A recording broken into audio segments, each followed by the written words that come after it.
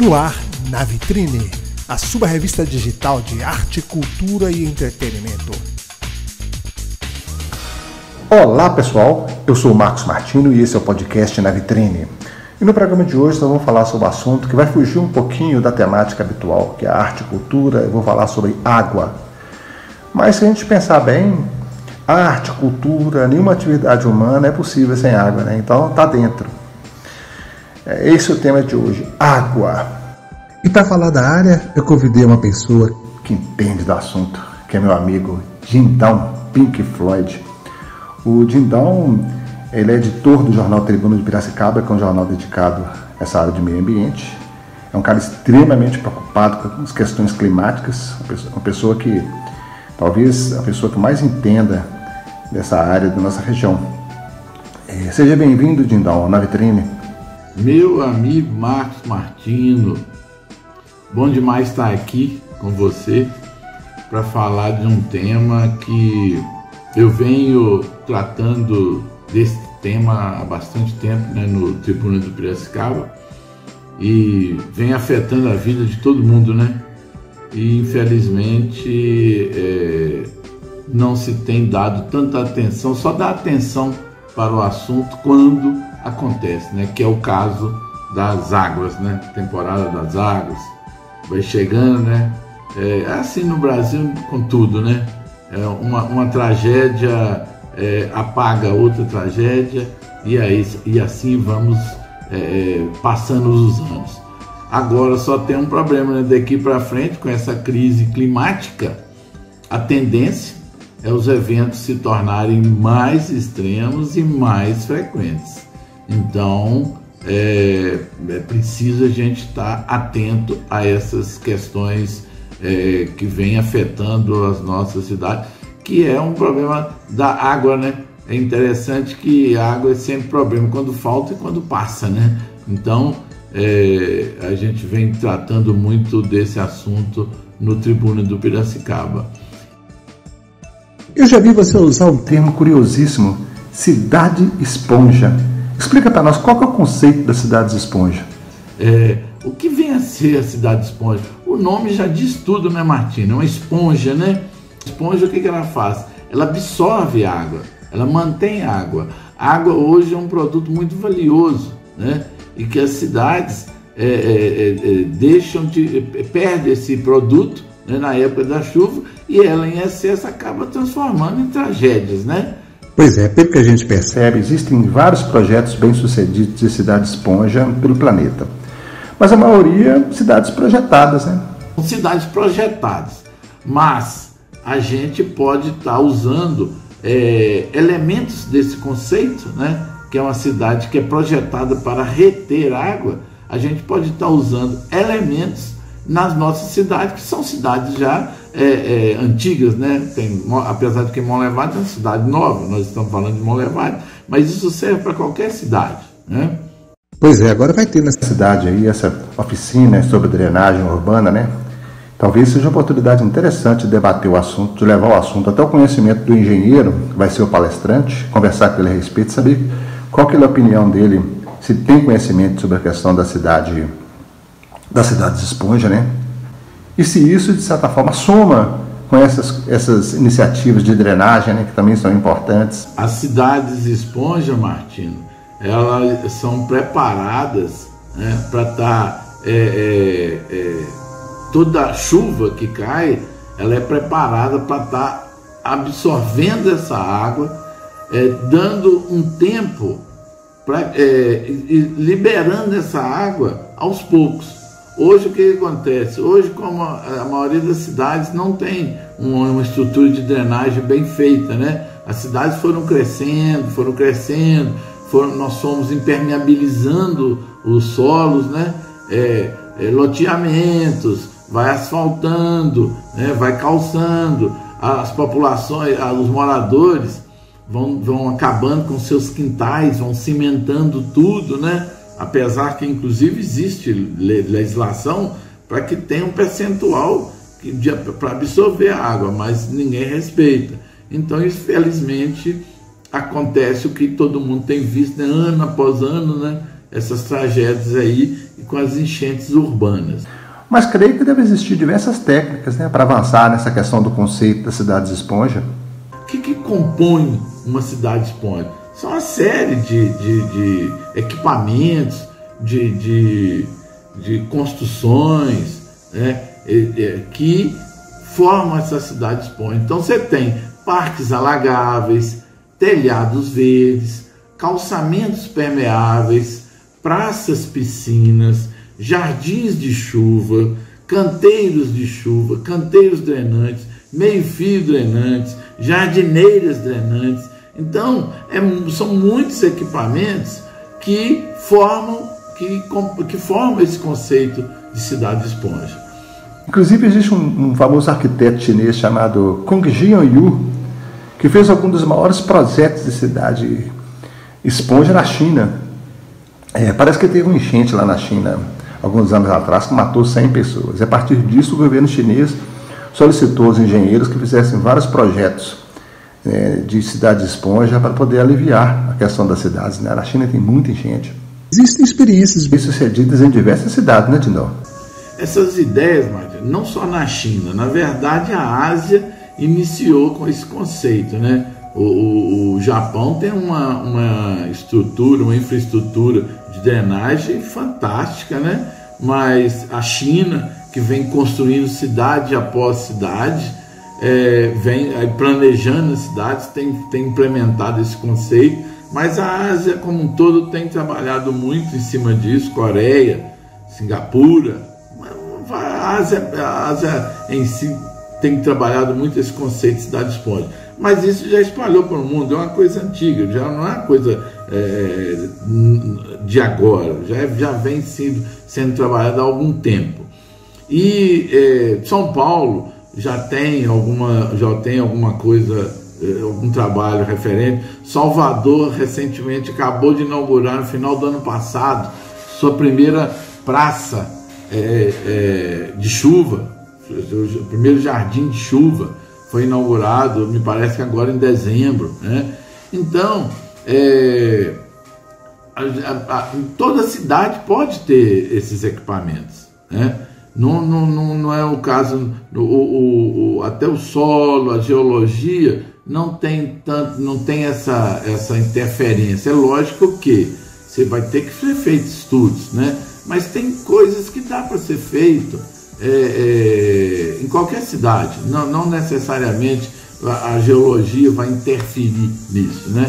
Ao contrário, pode até tornar mais viável a implantação, né? Então, por exemplo, esses jardins de chuva, né? Essas praças piscina, parques alagáveis, né? Tem cidades que constroem half de skate, que são umas grandes bacias de contenção no período de chuva. Quando é fora do período de chuva, é um half de skate, uma pista de skate, né? Tem teatros de arena que são feitos para reter água de chuva.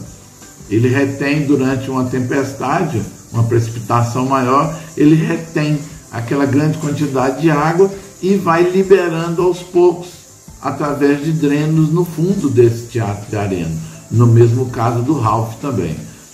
Os canteiros de chuva, os canteiros centrais, eles são construídos como um dreno bem grande e toda a água é direcionada a ele suga essa água e vai levando para o subsolo ou algum reservatório subterrâneo.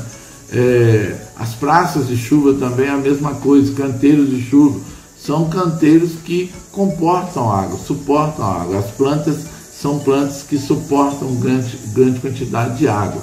Então, é uma forma de você reduzir, além de você reduzir o volume de água para chegar de uma vez num determinado local que causa enchente, você também faz com que a água fique nesse local. Aí você abastece lençóis freáticos, recupera as nascentes. Então tem uma série de benefícios e a complexidade para implantar isso vai depender da boa vontade. Toda grande caminhada começa com um pequeno passo, um pequeno e único passo. Bem, existem as cidades planejadas, né? Que é mais fácil de implantar as cidades esponja. Mas em cidades que já existiu, não é mais complicado não? O custo não fica muito alto não? Mas então eu fico pensando o seguinte, uma coisa é implantar esses projetos em cidades de países mais desenvolvidos e tal. Você não acha que no Brasil é mais problemático não? Você acha que é possível implantar por aqui também? Não é preocupante a questão de custo, a questão de técnicos e tecnologia para estar implantando isso aqui no Brasil? Sobre essa tecnologia, engenheiros capazes de empreender projetos dessa complexidade, na verdade, é uma tecnologia bem simples. A tecnologia é bem simples, precisa mais de boa vontade e de ousadia, né? É lógico que não tem jeito de você fazer um omelete sem quebrar um ovo. Então, tem transtorno? Tem transtorno, sim. Você vai ter que escavar os canteiros centrais, por exemplo, de uma determinada avenida, né? Você vai ter que pegar uma praça que já está ali, você vai ter que escavar essa praça para construir dreno nela, né? Então, é lógico que dá trabalho e tal, mas não é uma tecnologia avançada, que você precisa de equipamentos, você precisa de muito investimento. Não é isso. São modelos baseados na natureza mesmo, né? São soluções que a própria natureza oferece. Se as pessoas terem atenção, a natureza tem o dreno, ela mesma tem o seu dreno, os brejos, né? Aquelas regiões, uma montanha que foi ali, está ali há milhares de anos, milhões de anos, ela tem o seu dreno. Então, da mesma forma, a gente vai copiando, a engenharia vai copiando isso. É o que a Ásia fez, né? Os asiáticos lá fizeram. Eles, esse conceito, né, baseado justamente, é um conceito simples. A água é o seguinte, se você não deixar a água acumular e pegar velocidade, você consegue controlar essa água. Você não pode deixar ela. Aí tem aquele morro lá, aquela ladeira gigante, toda asfaltada. Aí começa a chover lá em cima, a água vem correndo, vem juntando. Como que ela vai chegar lá embaixo? Ela vai chegar com muita velocidade e com muita força.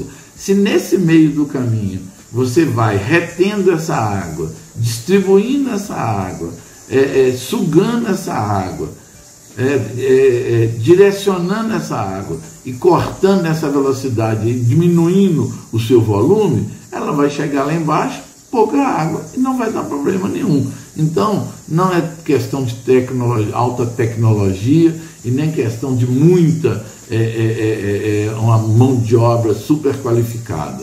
É mais conceito e força de vontade. Eu acredito que dê para implementar em qualquer cidade. Você é um cara que vem estudando a situação há muito tempo, vem escrevendo no seu jornal artigos direto sobre o assunto e tem um bom entendimento da situação. O que você acha que precisa ser feito com mais urgente, para já, para tentar, pelo menos, amenizar a situação das enchentes? Ô Marcos, sobre essas questões, eu venho sim, eu já me envolvo com a questão hidroambiental já há bastante tempo, desde o início da fundação do Tribuna do Piracicaba, eu já sou envolvido nessa área. Cada dia que passa me envolvo mais, que é uma área muito agradável. Nasci na beirada, nasci na beira do rio, né? E vivo na beira do rio. Todas as cidades, grandes cidades, nasceram por conta de um rio, né? Nasceram à beira de um rio. Então eu venho trabalhando muito e prezo muito pelo trabalho que eu faço. Então a gente cada dia aprofunda mais nisso. A questão das enchentes muito mais do que uma questão de obra civil, de construção, ela é mais uma questão ambiental e de comportamento. Não adianta nada a gente ter grandes obras se a gente não tem uma educação ambiental adequada e um comportamento adequado para fazer que essas construções, que esses equipamentos funcionem. Então, para começar, o primeiro passo é que as cidades vão crescendo e vão acontecendo ocupações em áreas de risco. Onde deveria ter árvore na beira do rio, o cidadão vai lá e constrói uma casa. Nas encostas, onde deveria ter árvores, deveria ter uma vegetação para proteger essa encosta, o cidadão vai lá e constrói casas. E por aí vai construindo nas áreas de risco. Esse é o primeiro passo, né? E infelizmente as autoridades ao longo do tempo vêm fazendo vista grossa e depois esse problema acaba terminando no poder público mesmo, né? O próprio poder público, ele deixa de fiscalizar, deixa de autuar, deixa de atuar, e depois isso cai em cima dele e no final todo mundo paga essa conta, né? Porque o recurso é público, então todo mundo paga essa conta. Então o primeiro passo, a gente tem que cuidar da questão ambiental, equilíbrio, né? Buscar o equilíbrio ambiental, né? Então tem que revegetar áreas, criar mais espaços verdes, recuperar as matas ciliares, proteger as nascentes, proteger as áreas de recarga, né? As encostas. Então tudo isso passa pelas árvores, pela recuperação das florestas. Então esse é o primeiro passo, né? As obras de civil, né? As obras de construção que vai ter que ser feito também, as obras de drenagem, elas são um complemento disso, né? Não adianta você fazer uma obra muito bem feita de drenagem se a população continua jogando lixo e entupindo os bueiros, entupindo as redes coletoras. Então não resolve. Então tem que ter a participação da população, tem que ter uma educação ambiental e tem que ter uma visão voltada para o equilíbrio ambiental. Senão não vai a lugar nenhum, não chega a lugar nenhum. Nós vimos recente aí grandes obras feitas em São Paulo que buscando para minimizar e que na verdade a princípio parece que não resolveu nada. Mas por quê? Porque somente elas não vão resolver mesmo. Temos que voltar os olhos para as questões ambientais. Infelizmente, meio ambiente não é prioridade para governo nenhum. Vamos ver aí no governo federal agora que se inicia com a Marina Silva. A gente acredita, tem esperança que haja uma revolução ambiental. E é preciso que isso aconteça. Não adianta as cidades crescerem da forma que vem crescendo. João Molevade é um exemplo.